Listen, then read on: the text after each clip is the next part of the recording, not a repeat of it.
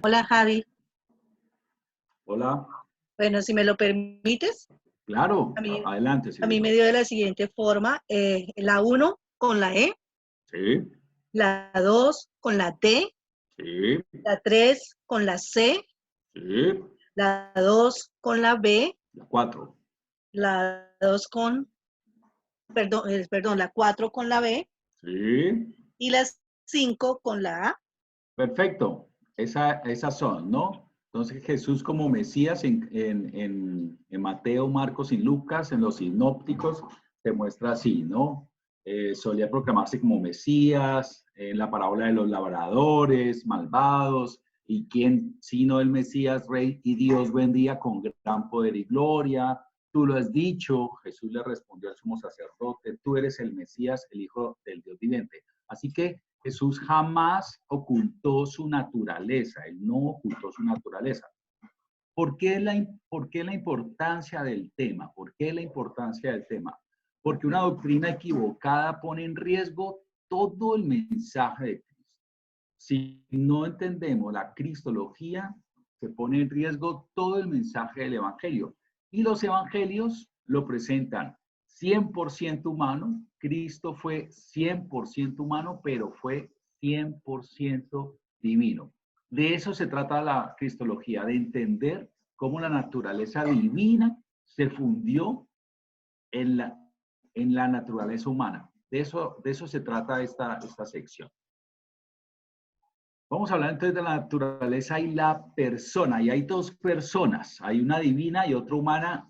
No son dos personas, una divina y otra humana, sino una sola, fundidas. Cristo Jesús tenía las dos naturalezas, 100% humano, 100% divino. Un casi Dios no habría podido representar al hombre ante el tribunal de Dios. Eso fue lo que hizo Cristo Jesús. Jesús reclamaba para sí una naturaleza más que humana.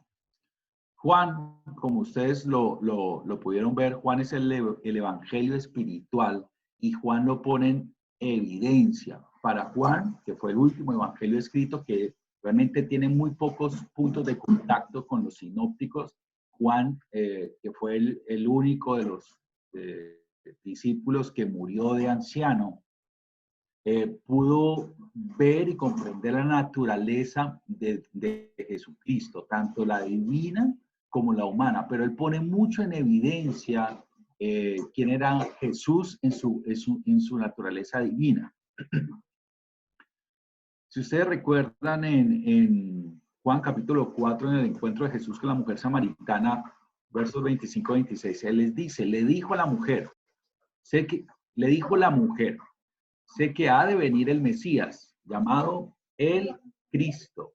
Cuando Él venga, nos declarará todas las cosas. ¿Qué le dijo Jesús?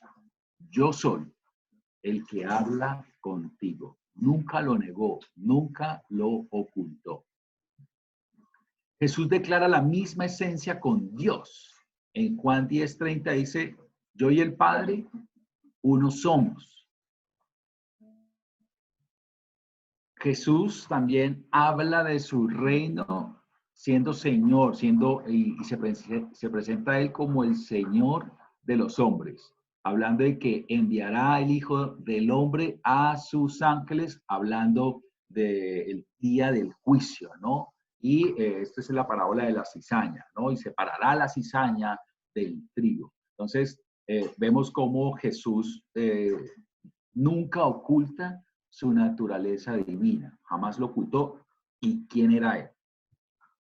Pero Jesús también habla de la compenetración entre el Padre y el Hijo. En Mateo 11:27 dice lo siguiente, todas las cosas me fueron entregadas por mi Padre y nadie conoce al Hijo sino el Padre, ni el Padre conoce a alguno sino al Hijo, de aquel a quien el Hijo lo quiera revelar. Aquí es importante tratar de entender que Jesús y el Padre eh, son uno solo, ¿sí? Más adelante vamos a ver la la evidencia de la supremacía del Padre y la sumisión de Cristo al Padre. Pero en esencia y en deidad siempre están los dos, ¿no? Dice, y nadie conoce al Hijo sino el Padre, ni el Padre conoce a alguno sino al Hijo.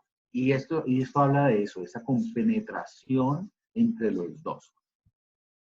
Jesús manifiesta también que posee los atributos divinos, los 3 atributos divinos que nosotros conocemos. Omnipotencia, todo poder, cuando él declaró, toda potestad me ha sido dada en el cielo y sobre la tierra, en el momento de darles, previo a darles la gran comisión a sus discípulos. Toda potestad me ha sido dada en el cielo y en la tierra. Esto está hablando de su omnipotencia, de su omnisciencia, su propia pasión, los pensamientos de los hombres.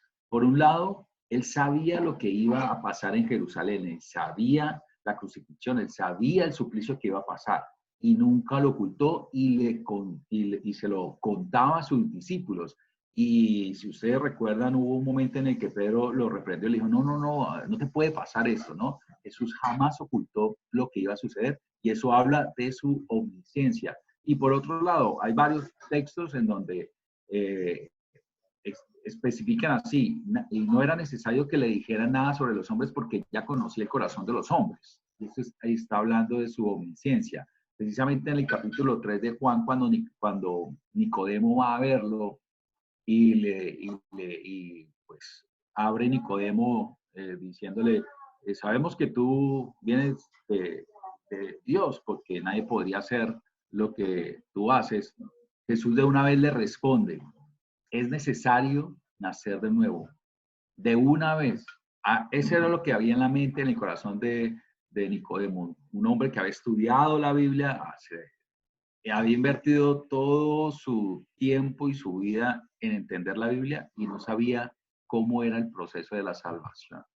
Y venía con esa inquietud y Jesús lo pone en evidencia, omnisciencia y la omnipresencia, ¿no?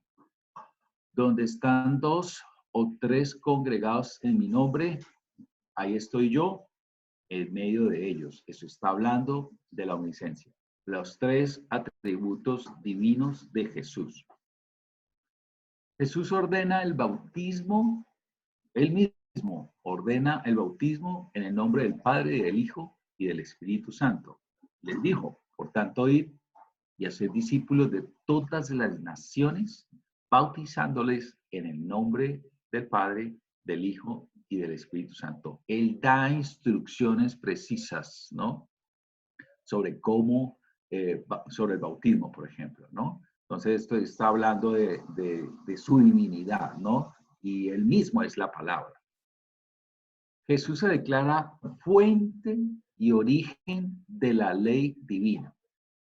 Oíste que fue dicho, ¿no? Mas yo os digo, ¿no? Entonces, eso pone evidencia que él mismo escribe la palabra porque él es la palabra, él es fuente de origen de la ley divina. Él es la palabra y por eso él mismo puede decir, mas yo os digo. Jesús también declara autoridad para perdonar pecados, ¿no? Y este es un atributo que todo judío sabía que solamente Dios podía perdonar pecados. Y por eso ellos se asombraron cuando él lo hizo, ¿no?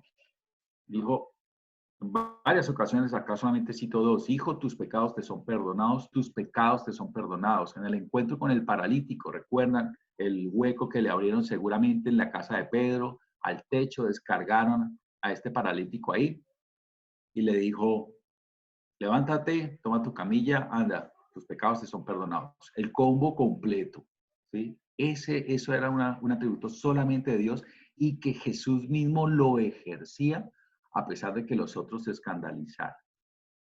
Jesús manifiesta que sus palabras son medio único de bendición y salvación.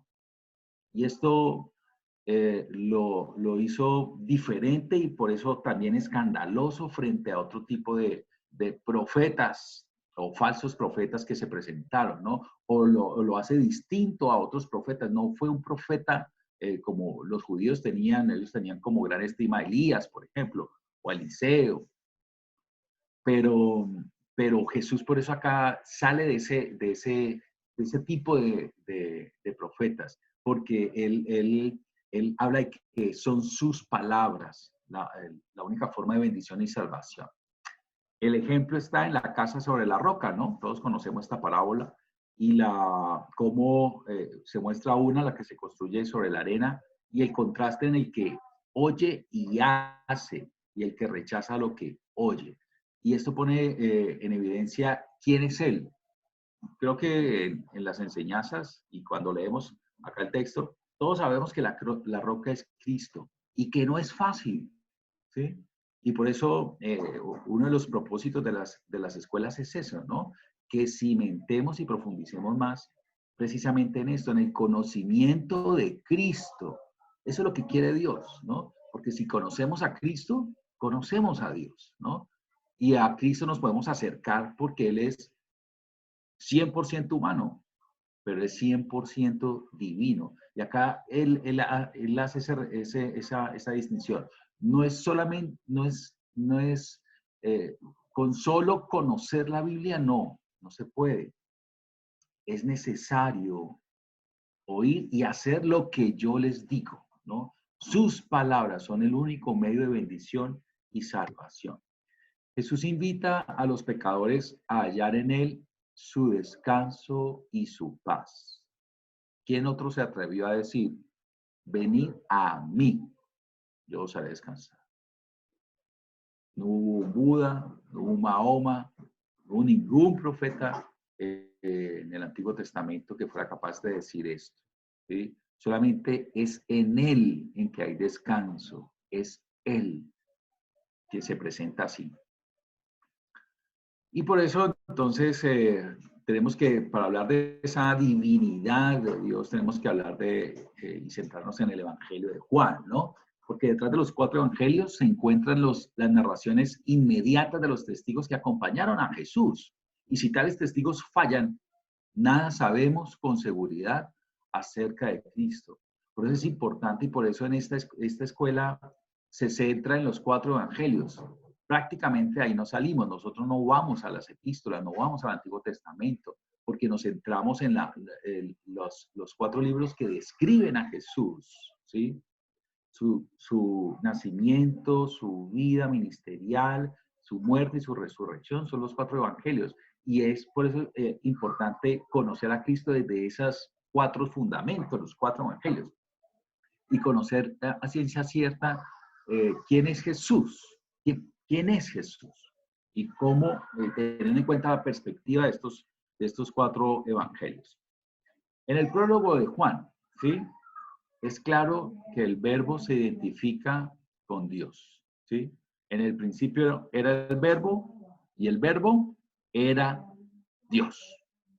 Era clarísimo eso, ¿no?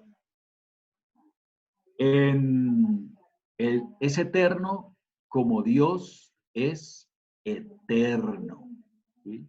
En el principio era el verbo. En el principio. Y esto, sin lugar a dudas, nos conecta con Génesis 1, ¿no? En el principio creó Dios los cielos y la tierra, ¿no?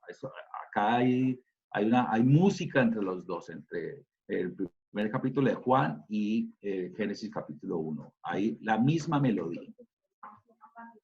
El verbo,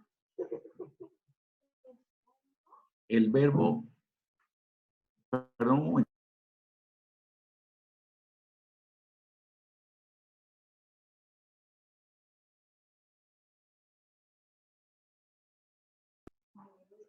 ¿Listo? ¿Me escuchan? El verbo se halla en íntima relación con Dios. Se halla desde la eternidad en relación especial con Dios. El verbo es fuente de toda vida. En el principio era el verbo y el verbo era Dios y el verbo estaba con Dios. Y la vida de los hombres estaba en él. El verbo es fuente de toda vida y es fuente de todo conocimiento. Así lo presenta en el prólogo el Evangelio de Juan. Estas son las señales que describe Juan. Juan no describe milagros, no los llama milagros. Cada una de las intervenciones que escoge Juan para presentar a Jesús en su parte, en su naturaleza divina, las evidencia como señales. No usa milagros, usa señales.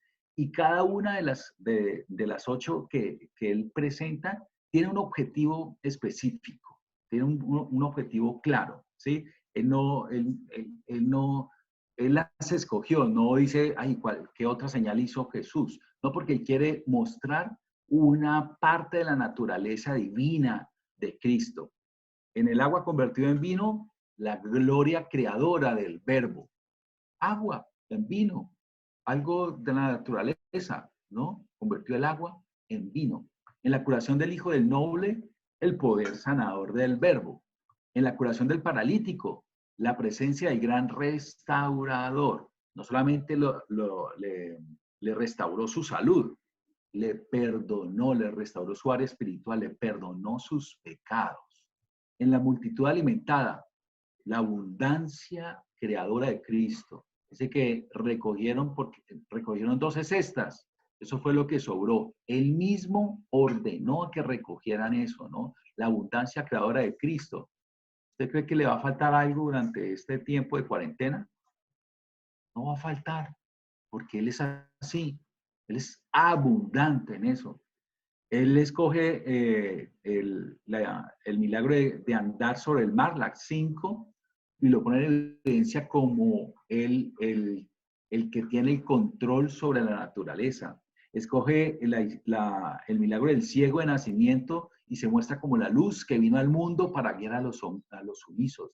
Escogió la resurrección de Lázaro para mostrar la conquista de la muerte y se presenta él mismo como la resurrección y la vida.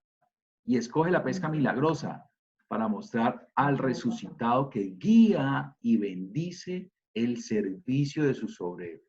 ¿Sabe qué yo veo acá en esta escuela? Obreros. Yo veo obreros. Yo veo gente que está involucrada en el servicio, ¿sí? Y él muestra eso. Y en estos tiempos creo que para eso nos sirve la cristología, para poner en evidencia quién es Él, porque Él no ha pasado, Él no ha cambiado, ¿sí? Él es el que bendice a sus obreros, una pesca milagrosa, tanto así que casi que se reventaba la red. Contaron hasta los peces, eran tantos que hasta los contaron, 153 creo, ¿sí? Entonces, pone en evidencia, por eso es importante conocer la cristología, y Juan escoge estas señales para poner en evidencia la divinidad de Jesús. Las declaraciones de los evangelistas en los 3 sinópticos, ¿no? Mateo, Marcos y Lucas, muestran un nacimiento fuera de lo común, fue un nacimiento virginal. Poner en evidencia también testimonios celestiales, ¿no? En 2 momentos claros, específicos. Uno, el que se oyó en el bautismo, y otro, la voz del Padre en el momento de su transfiguración. ¿Y qué dijo el Padre? Lo mismo en los 2 momentos, ¿sí? Las obras de poder frente a Satanás. La obra cumbre de la muerte y la resurrección. Declaraciones de los sinópticos, ¿no? El título, el Hijo de Dios y el Hijo.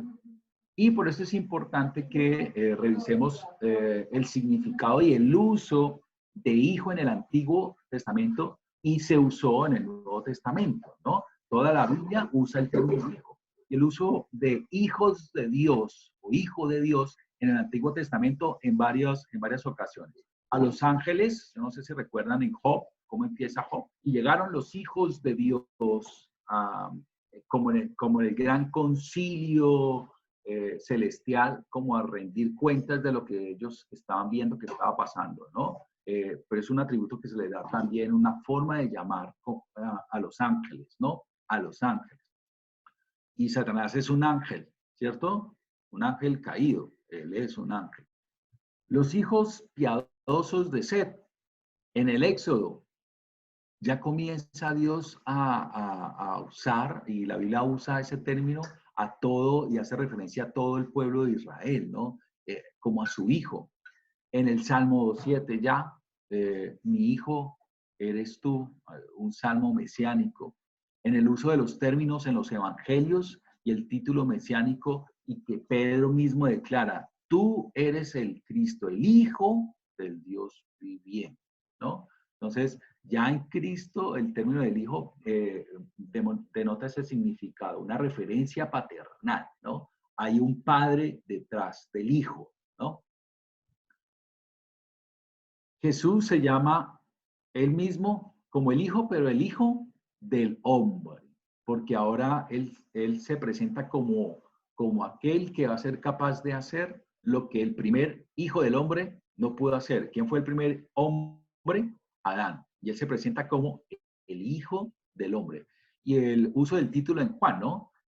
Y él lo usa con mucho cuidado en su subordinación, pero en relación con el Hijo Divino. Él dice, subo a mi Padre, el que dio a su Hijo para. ¿Sí? Entonces, él siempre se pone en subordinación, no porque sea menos, no porque no sea menos divino, no, pero siempre pone en evidencia la subordinación, y en Juan 17 lo pone en evidencia, la oración más larga que se encuentra registrada de Jesús, ¿no? Es él quien tiene referencia paternal, ¿no? El título de unigénito es importante entenderlo porque si uno dice, uno lo piensa, bueno, si Jesús es el único o es el unigénito de Dios, entonces fue creado, ¿sí? Pero no tiene ese significado. Debe entenderse no como el primer hijo, ¿sí? O como el único hijo que tuvo Dios en relación de que fue como, tuvo un principio, no debe entenderse así, sino en términos de singularidad, la singularidad de Jesús, de preeminencia de Jesús, pero de su gran intimidad con el Padre. Así debe entenderse, porque ahora que estudiamos y entramos a la cristología, todo esto le agrega esos puntos a solamente el término unigénito, ¿sí? Cuando estudiamos la cristología, se enriquece con esto, con la singularidad de Cristo, con su preeminencia y con su gran intimidad con el Padre. El título, el Hijo de Dios y el Hijo. Entonces hablamos de la subordinación. Es importante comprender este término, ¿no? Porque este término no anula su igualdad de esencia ni de honor con Dios. No lo anula. Se muestra como, y lo usa como el Hijo obrero. Él insistía en su procedencia desde pelado, ¿no? Recuerdan en Lucas como describe esa fuga que tuvo de sus papás, ¿no? Cuando lo encontraron, el muchacho lo único que dijo, pero ustedes no saben que lo que yo tengo que hacer es estar en la casa de mi padre, ¿sí? Él siempre insistió en su procedencia, ¿no? En el ministerio de la Trinidad, la igualdad de las personas no impide que el Padre sea la cabeza jerárquica. Y es aquí cuando entra, aunque no se describe específicamente en algunas partes de las epístolas, se habla del acuerdo, ¿no? Pero aquí es claro el término, el principio del trabajo en acuerdo de la Trinidad, ¿no?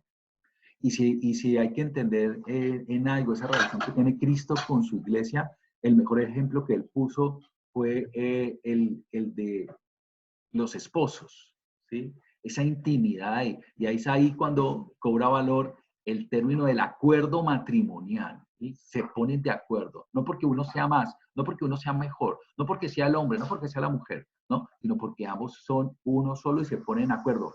Yo creo que eso es, a mí me ha ayudado mucho tratar de entender cómo, cómo esos, eh, cómo Dios son tres personas, pero es uno solo y que trabajan en acuerdo, siempre en subordinación al Padre, ¿no? Pero eh, manteniendo ese acuerdo, ¿no? Y esa relevancia natural, de la naturaleza de las tres personas, ¿no? Es la voluntad del Trino Dios, que es la suya propia, expresada por el Padre. Ellos no pelean, ellos están en acuerdo y siempre sus palabras y lo que hacen muestran eso. La verdadera humanidad del Señor en los 4 evangelios. Lo que se ve necesario es una demostración muy especial, es el hecho insólito de la deidad manifestada por medio de una vida humana. De esta escuela no vamos a salir sabiendo todo sobre la divinidad y la humanidad de Dios. Y creo que ningún teólogo sería capaz de decir, lo he entendido todo de la cristología. Y pero es importante tenerlo claro, hacer distinción en estas dos naturalezas, no solo porque hay herejía, sino también porque algunos fieles creyentes, enfatizan a veces tanto la divinidad del Señor con el deseo de honrarle, y está bien, por ese lado, que menguan la realidad de su humanidad. Una de las cosas que me ayuda mucho en entender lo que necesito, lo que estoy viviendo, lo que estoy sintiendo, lo que estoy pensando, es tratar de identificar precisamente a Jesús como hombre, ¿sí? Porque está bien, es nuestro Señor, es nuestro Salvador, es nuestro Dios, sí, pero para yo poder identificar si Él me comprende realmente lo que yo estoy viviendo, pensando, sintiendo, ¿sí? Yo tengo que verlo a Él como humano. Y más adelante lo vamos a ver. Jesús se preocupó, se cansó, tuvo sed, tuvo hambre, como cualquier ser humano. Entonces, está bien, Él es nuestro Señor, es nuestro Salvador, lo adoramos, lo exaltamos, pero por algo quedó registrado en los evangelios claramente también su naturaleza humana. No podemos desprenderlas. Siempre debemos ver a Cristo así, con las dos naturalezas. Jesús mismo afirma su condición de hombre, ¿no? No solo de pan vivirá el hombre, ¿no? Y tenía hambre en ese momento que lo dijo. Vino el Hijo del Hombre que come y que bebe. Él comía y bebía. Lo criticaban por eso, ¿no? A Juan lo criticaban porque no comía, comía grillos. Y a Jesús lo criticaban porque comía, porque se la pasaba en las casas de los pecadores. Tenía amigos pecadores que hacían muy buenas fiestas, ¿no? Y muy buena comida. Entonces lo criticaban también por eso. Mostraba quién era él, realmente 100% hombre. Tuvo el desarrollo humano normal, dice precisamente Lucas 2, que el niño crecía y se fortalecía, llenándose de sabiduría y la gracia de Dios era sobre él, ¿no? Creció humanamente, no llegó como hombre adulto. ¿No sabíais que en los asuntos de mi padre tenía que estar? Esa es la respuesta que le dijo este muchacho a sus papás, bastante preocupado. Yo no sé si a ustedes le ha pasado que a su hijo se le pierda 3 días, eso es como para enloquecerse. Pero el muchacho estaba fresco, ¿no? Lo que le está diciendo, fresco, papá, fresco, mamá, ¿por qué me preocupan? Yo estoy aquí y estoy bien, estoy en la casa de mi papá. Las cosas secretas pertenecen a Jehová, nuestro Dios. Experiencias humanas, ¿no? En cuerpo, alma y espíritu. Ejemplos. Padecía de hambre, padecía de sed, padecía de cansancio, gozaba, disfrutaba de la amistad, disfrutaba de la comunión y en la obediencia de los niños. ¿Sí? Los puso como ejemplo en la comunión con ellos también. Hay expresiones muy bonitas. Dijo que lo miró con ternura, este joven rico, por ejemplo, ¿no? Lo miró con ternura, pero lloró también al identificarse por la angustia y el dolor que él vio, ¿no? Es el versículo más corto, ¿no? En la muerte de Lázaro. Y Jesús lloró, entonces 100% humano.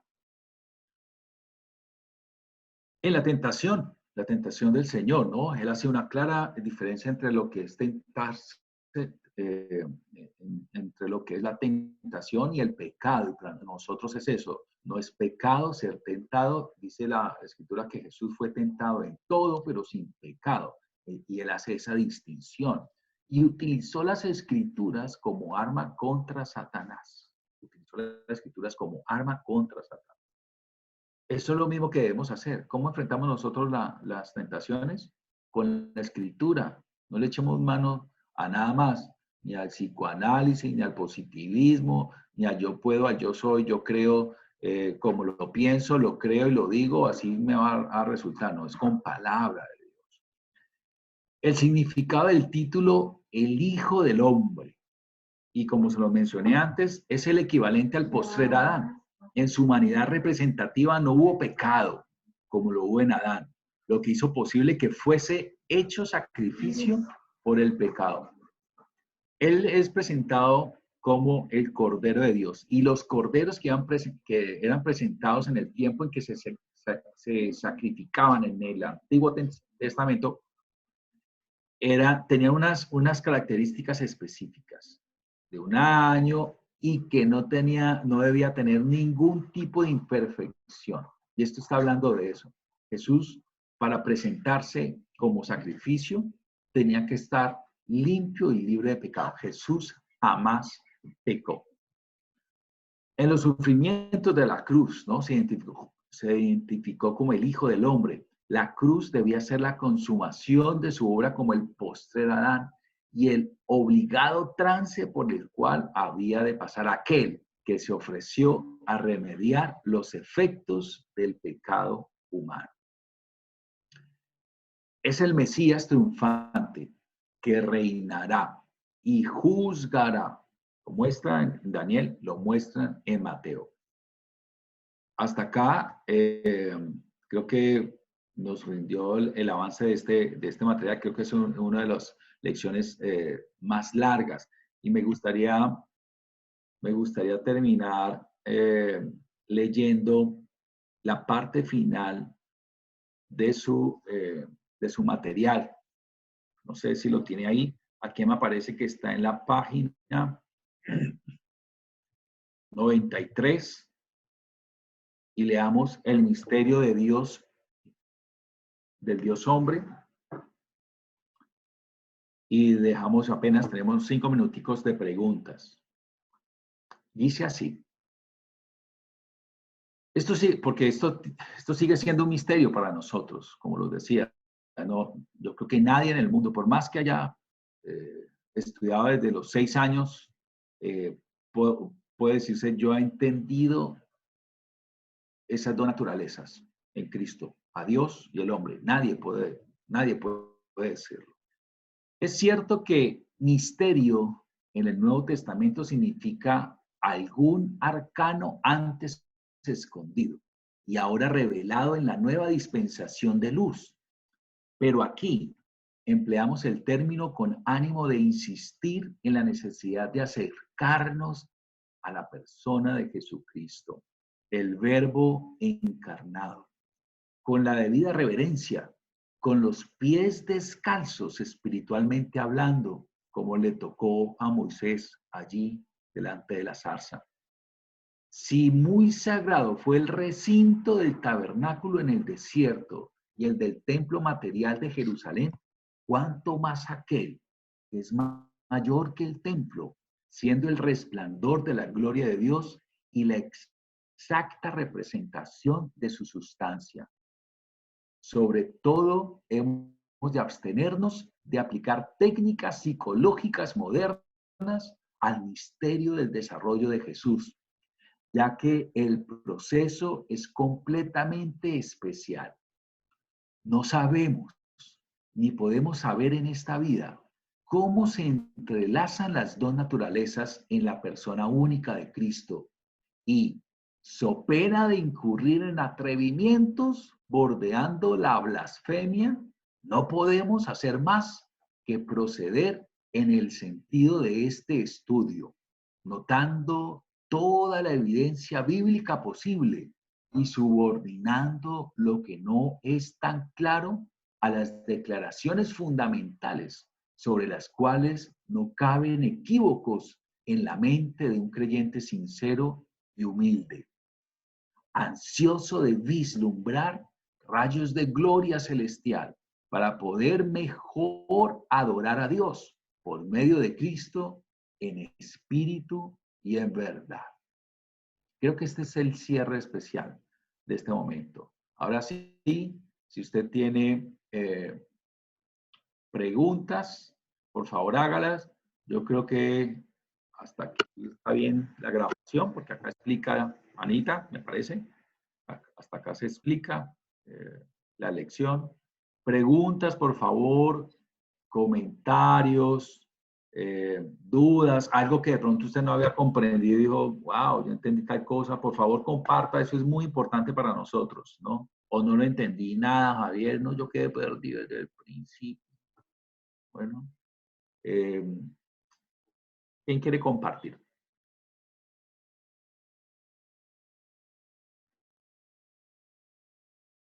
O dedocráticamente.